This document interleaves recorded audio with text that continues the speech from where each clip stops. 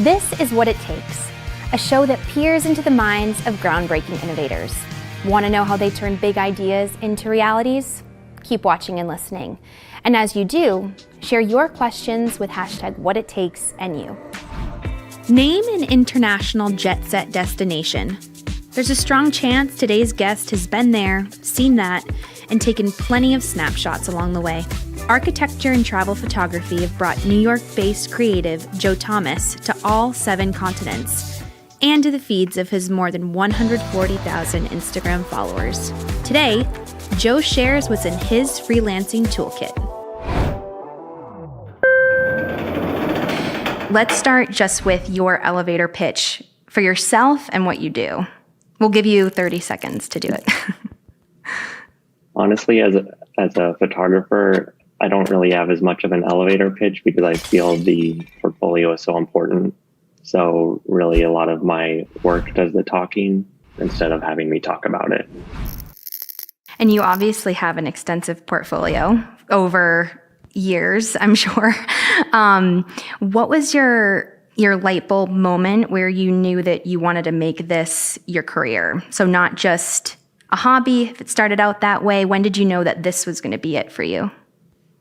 So I really got into photography when I started at Northeastern, and I just loved photographing Boston, and it was really just a hobby then. But I worked for a wedding photographer for my first co-op, and I think that was really a big aha moment for me, realizing that it could be a profession, because before that point, I didn't even know anyone who was a photographer or who supported themselves through photography. So just seeing Nicole Chan, who was my mentor, do it and do it really well was really encouraging to me to try and do it myself.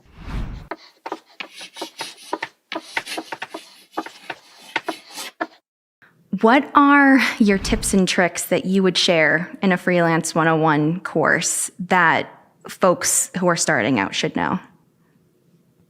Right. Yeah. So I get a lot of my clients in the beginning, I really got through my Instagram. And I think just building a personal portfolio and putting out work that you want to shoot is really important. I really shared work that I love doing, which is just kind of city photography and photographing where I am and travel photography. And if you have a niche, there'll probably be a need for it somewhere. So just kind of getting specific in what you want to shoot is really important and putting it out there. And then also just having good relationships. I think it sounds basic, but for me, I think just kind of being professional with clients and saying what you're going to do has been really important. So just like being as simple as being easy to work with, being nice, being professional, being on time, all those very basic things will set you so far ahead when you're working with people and will get you hired again.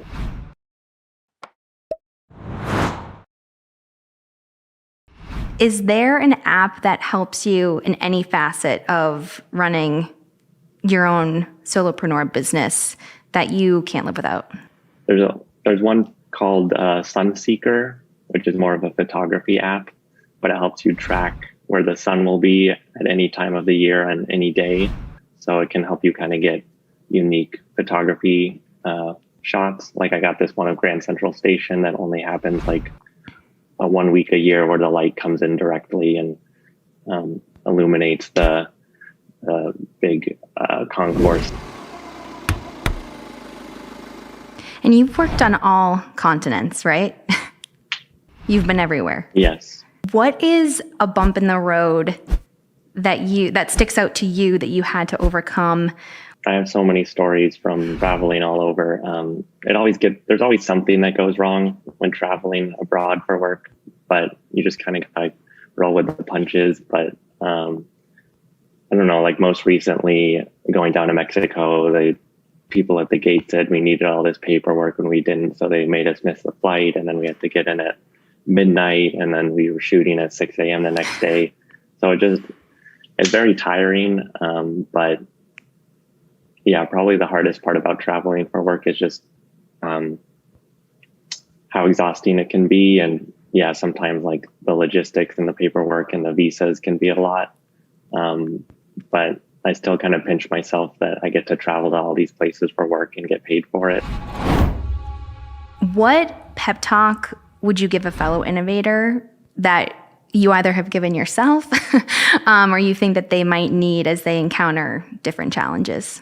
I think that for me, just being on my own, I think one of the hardest parts have kind of been like having a lot of work all at once and then going and not having work for a couple of weeks or a month, and then just having those ups and downs in work. And it's kind of unsettling not knowing where your next paycheck will come from. But I think just having some sort of creative project that you can work on the side when you don't have client work coming in has been really important for me. So for me, when I don't have a bunch of client work, I still share all my New York photos and go out and photograph every week and try and get out as much as I can. So just having those projects that you can fall back on and not just wait for work to come around, I think has been really important for me.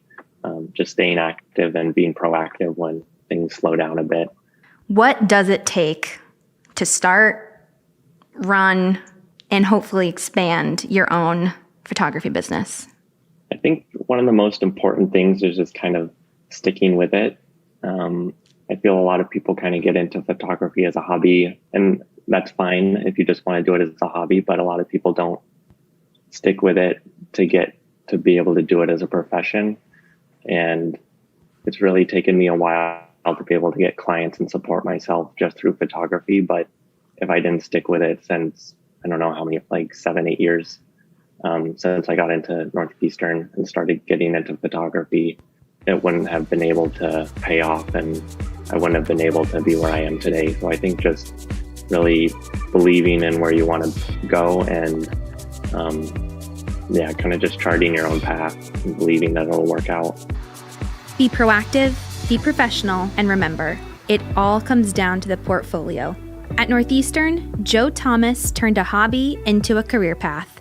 Today, he turns stunning scenes into top-notch images for big-name clients. Thanks, Joe, for your time and your tips.